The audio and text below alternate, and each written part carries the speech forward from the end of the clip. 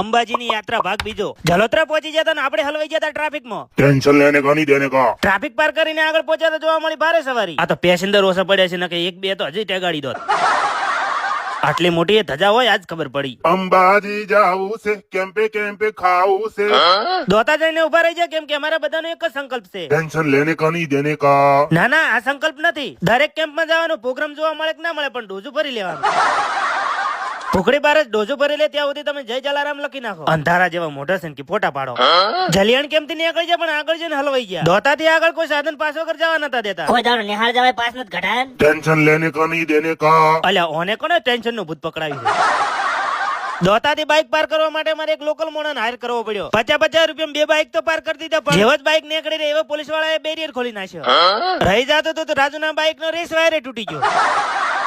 મોટા પાયે નુકસાન વેઠી લીધું ને હવે મારી હતી નુકસાન ની ભરપાઈ કરવાનો.